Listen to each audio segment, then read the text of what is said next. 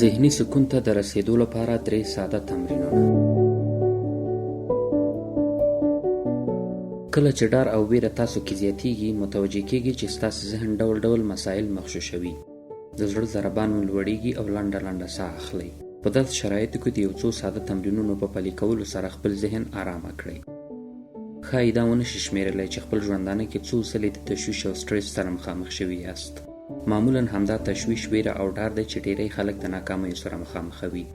واقعیت په بل ډول وي یا داسې به نه وي چې موږ یې په اړه فکر کوو، خو همدا تشویش دی چې موږ ته زیان رسوي.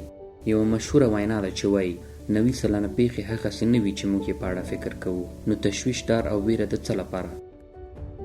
د ډار، تشویش او ویرې د له منځه وړلو لپاره تر دې دمه ډېر شمېر کتابونه، مقالې او نور اړین مواد د دې برخې د متخصصینو له لوري برابر شوي. خو دلته به تاسو ته د دې ستونزې د حل لپاره 3 لنډ وړاندیزونه وړاندې کړو چې په پلي کولو به یې مثبته ګټه ترلاسه کړئ.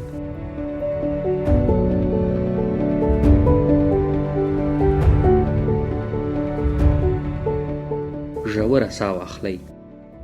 کله چې تشویش او فشار په تاسو غلبه کوي، نو متوجه کیږئ چې ټول وجود مو د یو ډول کش او گیر سره مخامخ شوی او لنډه لنډه ساه اخلئ. په دې بڼه ساه اخیستل ستاسو وجود آرامښت او سکون ته نه پرېږدي. هڅه وکړئ چې د پوزې له لارې خپل بدن ته تازه هوا دننه کړئ او د خولې له لارې یې بهر کړئ. څومره چې کولی شئ په همدې بڼه تمرین وکړئ ترڅو دا کړنلاره درته ښه اسانه شي. ژوره ساه اخیستل ستاسو وجود ته د آرامښت او سکون سیګنال ورکوي او ذهن مو آرامه کوي.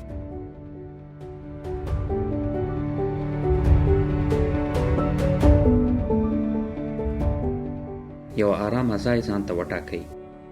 په تړلو سترګو سره د 2 او 3 دقیقو لپاره په یو آرامه ځای کې کښینئ او هڅه وکړئ چې ټوله پاملرنه مو خپله ساه اخیستلو ته وي.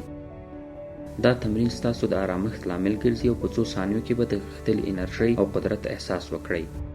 د سترګو په پټولو او په ژورې ساه اخیستلو تمرکز به مو د ذهني ګډوډۍ او اختلال څخه وژغوري. د دې کړنې ترسره کول د دې لامل کیږي چې خپله بایللې انرژي بیا ځلې ومومئ.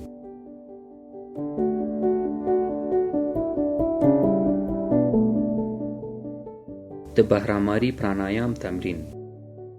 د چټک آرامښت ترلاسه کولو لپاره د دې تمرین ترسره کول ډیر ګټور تمامیږي.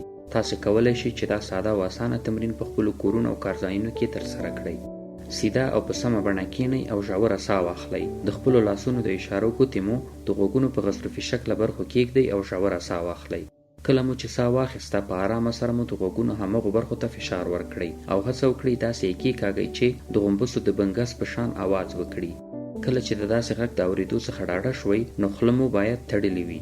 بیا ځل ژوره ساه واخلئ او دا کړنه 8 ځلې ترسره کړئ.